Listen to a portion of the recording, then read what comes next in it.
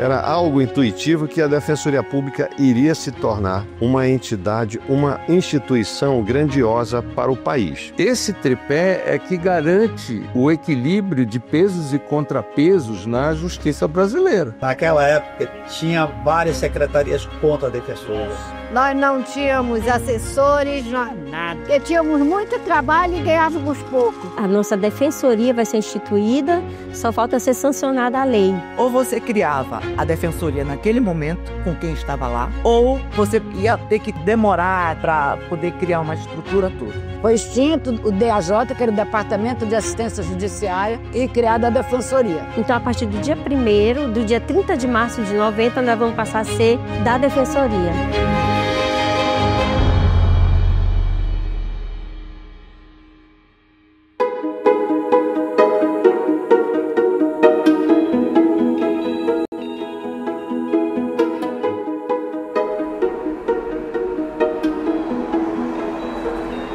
Isso aqui mudou muito, viu?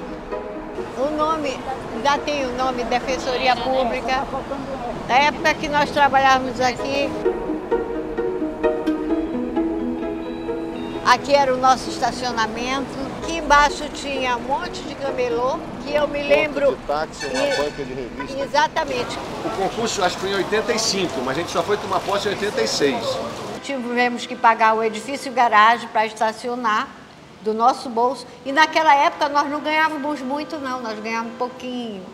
A gente trabalhava praticamente por amor à camisa. Essa que é a realidade. Meu nome é Miguel Henrique Tinoco de Alencar, sou defensor público de primeira classe. Na realidade, eu entrei ainda na Defensoria Pública quando no antigo Departamento de Assistência Judiciária, que foi extinto exatamente com a criação da Defensoria Pública naquele ano. Eu estou entre os 5 advogados que participaram da criação do Departamento de Assistência Judiciária do Estado pelo governador José Lindoso. O Palácio Rio Negro tinha a consultoria e muitos consultores foram relotados na Secretaria de Justiça exatamente porque nós já atendíamos lá no Palácio. Então fomos relotados na Secretaria de Justiça que tinha o DAJ. Aí continuamos, aí teve uns 3 delegados de polícia que optaram também para sair de delegado e vir ser advogado de ofício. Eu pedi para transferir o meu cargo de delegada para advogado de ofício. Por quê? A Secretaria de Segurança, ela tinha essa capacidade de absorver o advogado de ofício, que era o advogado que lidava com pessoas carentes que não podiam pagar advogado. Área civil, criminal, família, tudo. Que nós não entramos por concurso, nós somos nomeados para criar o departamento. Em 1985, eu fui contratada, por um regime especial, já prevendo um concurso futuro. Então, em 86, abriu-se o concurso público e quem estava contratado no tipo de contrato que eu tinha feito com a Secretaria de Justiça foi automaticamente inscrito nesse concurso. Nós trabalhamos com 16 pessoas, mais umas 6 ou 7 que já estavam antes aí. Entre eles a doutora Regina, Manuel Nogueira, doutora Neuza Dantas, que já faleceu. E o atendimento era muita gente para poucos profissionais. Atendimos na área civil em geral, família, divórcio, separação judicial, pensão de alimento. Ocorre que naquela ocasião ainda não se prestava assistência jurídica integral. Isso só surgiu a partir do ano de 90. Nós atendíamos todo mundo e não tinha área de atuação. Nós atendíamos todos que nos procuravam, desde que fossem pessoas carentes e comprovadamente carentes. Naquela época eles tinham que apresentar um atestado de pobreza fornecido por uma delegacia. Naquele tempo, o trabalho era apenas de assistência judiciária, não era jurídica integral. Judiciária era só para atender aquelas pessoas normalmente que não podiam pagar um advogado, não podiam pagar as custas, então normalmente eram designados para acompanhar os processos de alguma dessas pessoas junto à justiça. Dado o número reduzido de advogados de ofício, Nós entrávamos às 7h30 da manhã e às vezes às 17h30 ainda estávamos, né, atendendo o público. Nós fazíamos desde a petição inicial até a final, íamos para o fórum, fazíamos tudo. Não tínhamos estagiários nem assessores, nós trabalhávamos direto com o público.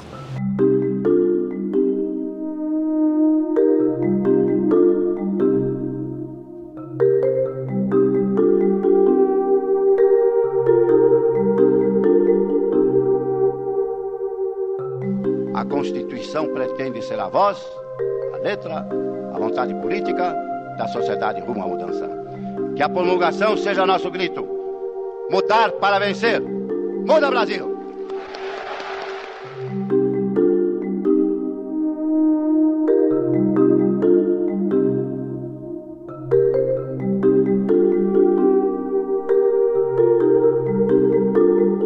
Surgiu ali na Constituinte, porque a Constituinte levou exatamente um ano, 5 de outubro de 87, e ela foi promulgada 5 de outubro de 88.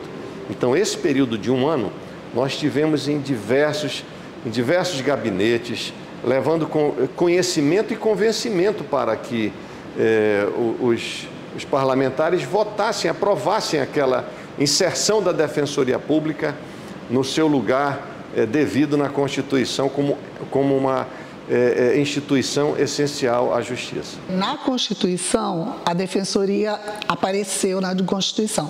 Por quê? Por causa de Eduardo Braga e Bernardo Cabral e Amazonino Mendes. E eu tive a honra de poder ter sido o relator de uma das constituições que foi, à época, considerada uma das mais modernas do Brasil e uma das mais ousadas do Brasil. Então, tipo assim, Amazonas vai ser o primeiro estado que vai ter defensoria pública, só que o Rio de Janeiro saiu na frente. Foi uma emenda aprovada na Constituição do Estado do Amazonas, na minha relatoria. Eu lembro da doutora Ivone, que na verdade foi ela que chegou com a gente para falar. Vocês sabiam que a partir do dia 1º nós não vamos mais ter nenhum vínculo com a Sejuiz? Nós vamos ter, a nossa defensoria vai ser instituída, só falta ser sancionada a lei.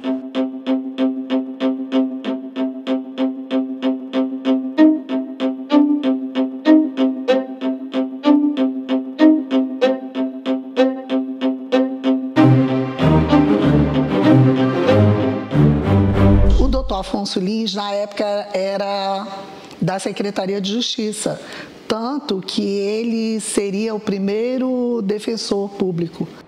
Mas o papai era um apaixonado pela defensoria, brigou pela criação e ele chegou com o governador na época. Está aqui toda a lei pronta e tudo mais, então, e o governador falou, eu estou saindo. E o Vivaldo era contra a defensoria, a instalação da defensoria. E aí ele falou, oh, mas ele não vai assinar. E, à época, é óbvio, os governantes, o próprio governador, que era o amazonino, querendo controlar gastos públicos, etc., preocupado, porque como é que eu ia arrumar receita para poder contratar defensores, etc.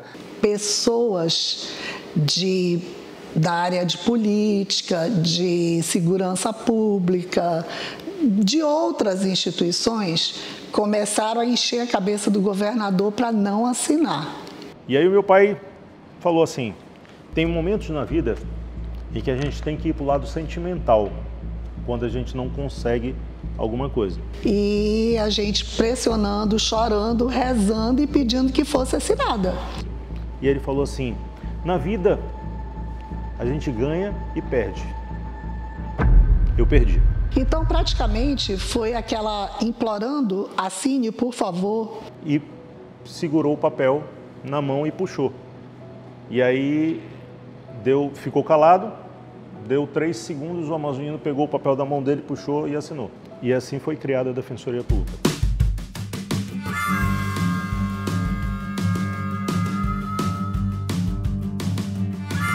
Foi muito legal, foi muito bonito e, assim, foi sentido aos poucos. Mas a gente foi vendo as mudanças ao longo dos anos mesmo, mas era tudo muito difícil. Todo advogado de ofício que estava na ativa passou a defensor público, sem concurso, porque não dava tempo.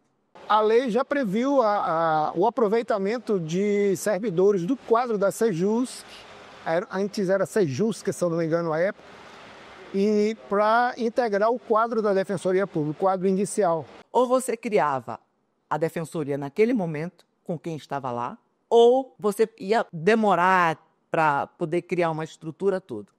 As diretorias foram assumidas por defensores públicos na época, que eram procuradores, inclusive, não eram defensores. Posteriormente é que criou o defensor de primeira classe, segunda classe e tal, né? Mas antes era procurador, defensor de segunda classe e tal. Aí vem até a quarta classe.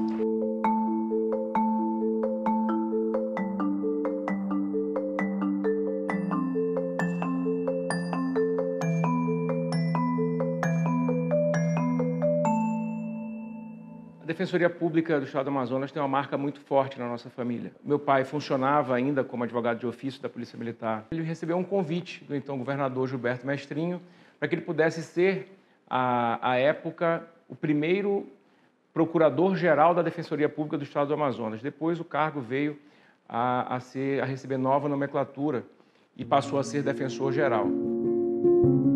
A Defensoria Pública do Amazonas, criada pela Lei Complementar 01/90, de 30 de março de 1990, veio coroar os esforços de uma pleiade de advogados de ofício do antigo Departamento de Assistência Judiciária da Secretaria de Justiça, os quais, ao longo de uma década, sonharam, lutaram e conseguiram realizar tão elevado objetivo.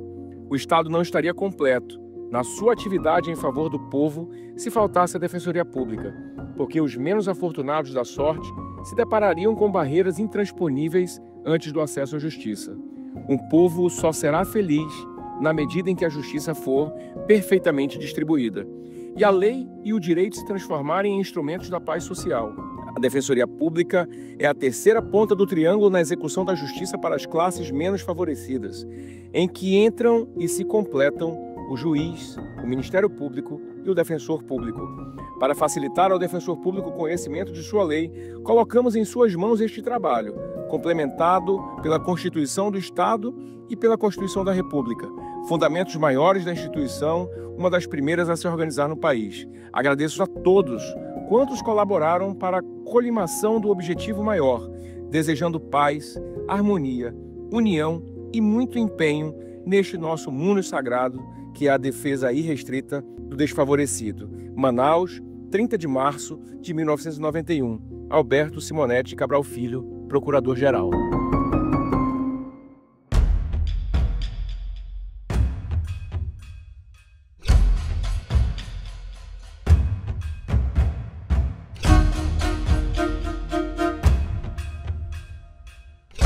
A gente lembra como se fosse hoje a estrutura que era nenhuma, né?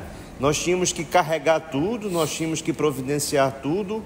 Local complicado, talvez até insalubre o local, porque a gente, se ficasse até muito tarde, passava os ratos, né, por perto da gente, por cima da gente, né?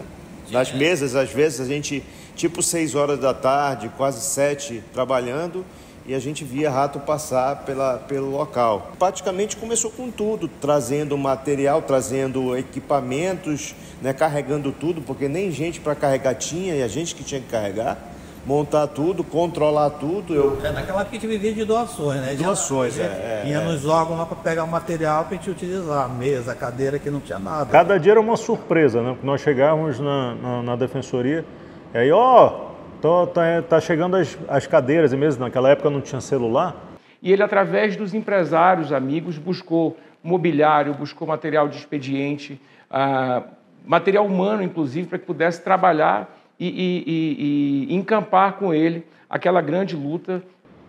Quase todos nós aqui fomos chefes de nós mesmos, né? Cada um assumiu uma função e você era chefe de você mesmo. Na época, tipo assim, hoje em dia o defensor tem os assessores, né? Na época tinha um comissionado para trabalhar no gabinete, eram 2 no máximo. Eu cheguei para ser Para ser chefe de orçamento, nunca tinha trabalhado com orçamento. Tive que aprender tudo em uma semana, assim como todos aqui. Eu posso dizer que eu tive o privilégio de passar por vários setores dentro da Defensoria, né? No gabinete do diretor administrativo, no máximo 1. Então era assim muito restrito. Então, na verdade, por exemplo, a corregedoria, na época só era 2 servidores. Sempre fui da corregedoria no início. Trabalhei muitos anos na corregedoria. Depois eu me formei em comunicação e respondi pela assessoria de comunicação. Fui chefe do protocolo, eu passei por todos os setores da Defensoria. Quando entramos na Defensoria, era todo mundo jovem, muito jovem, sem experiência nenhuma, a gente começou a ter experiência ali. E uma identificação muito interessante, que é uma grande alegria estar aqui perto dos meus amigos, é que havia uma interação muito grande, nós éramos todos muito próximos, né? Interessante que naquela ocasião ainda não havia informática, nós não tínhamos e não existiam computadores, as máquinas todas eram máquinas de datilografia, nós tínhamos inclusive um setor de datilografia. Passei para datilografar as petições, porque naquela ocasião os defensores eles faziam as petições à mão. Né? Uma das características, isso existiu até o edifício Tartaruga. E, obviamente, que posteriormente já deixou de existir esse setor de datilografia. Interessante.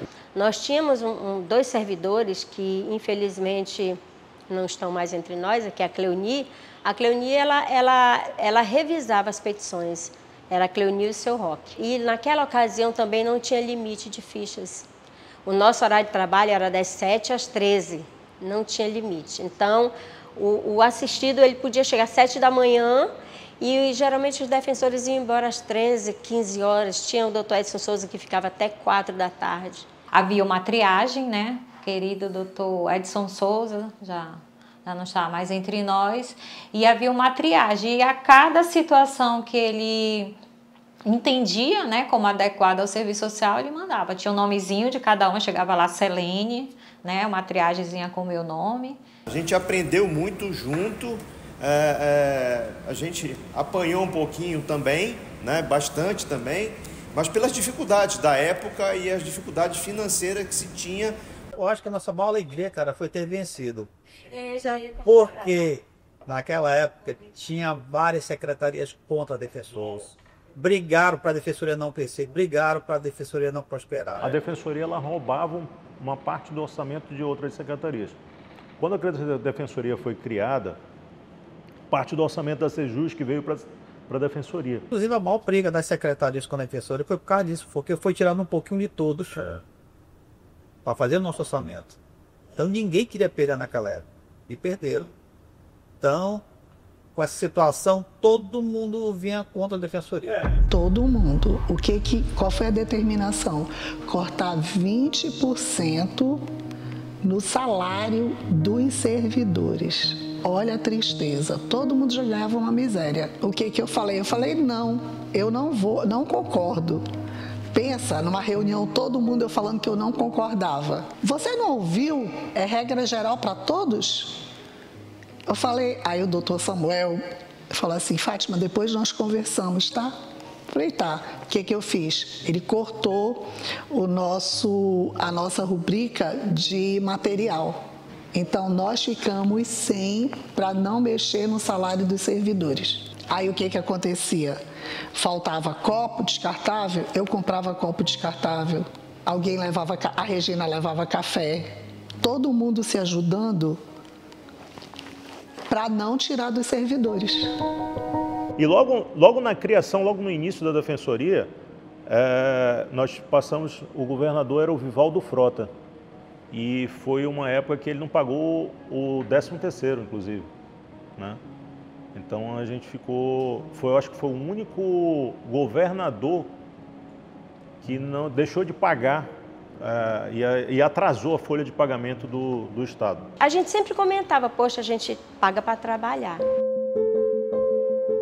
Tartaruga estava já era um prédio muito antigo, né? Então o telhado estava a ponto de desabar. Eu não sei como é que está a situação hoje, mas era assim, risco de vida para todos nós. Depois, nós fomos para o edifício Celso Haddad, na 7 de setembro, em frente a Manaus Energia. O governo alugou o Celso Haddad, porque naquela época a Defensoria não tinha orçamento próprio. Então nós vivíamos de pires na mão. Não tinha estacionamento, não tinha elevador, não tinha nada. Você tinha que subir escada. E aí, quando eu assumi, esse dono desse prédio disse, aumentou o aluguel. Eu digo, sim, e você está aumentando o aluguel e vai trocar o elevador, consertar, fazer alguma coisa. Porque há 3 anos esse elevador não funciona. Já pensou? Idoso ter que subir aquela escada para ser atendido? Lá em cima? Aí ele pegou, né? Eu digo, então, eu não vou renovar o contrato. A primeira atitude que eu tive foi não renovar o contrato. De lá, nós fomos para Major Gabriel. E da Major Gabriel, nós fomos para 24 de maio. O Mauro Campbell, que hoje é ministro, ele estava querendo que o governador pagasse esse prédio deles aqui, né? E eu estava na reunião, quando ele estava pleiteando verba. Mauro, agora tem um problema, nós estamos precisando urgentíssimo de um espaço físico. E tinha o da 24 de maio, que era tudo do Ministério Público. Então vamos fazer o seguinte, você vai conseguir essa verba, ao conseguir essa verba você transfere esses 2 prédios para nós. O Ministério Público doou para a Defensoria. Só que a gente teve que arrancar dinheiro da Cefaz para poder montar a estrutura todinha, porque eles simplesmente levaram todos os computadores, todos os fios e o Tribunal de Contas em cima de mim, porque eu não estava mandando relatório, não tinha como trabalhar.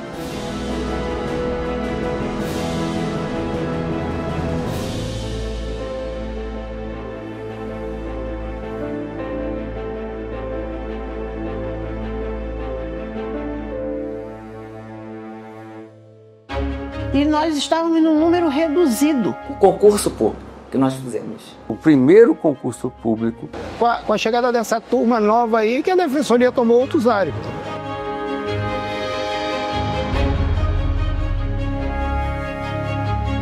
E até hoje você não tem o cumprimento da Constituição inteira e nem do artigo 134, que é o que fala da Defensoria. Você dá autonomia, você dá mais independência. A palavra que nos movia era reinventar a Defensoria. Isso tem na própria Constituição, todos nós temos direito à defesa.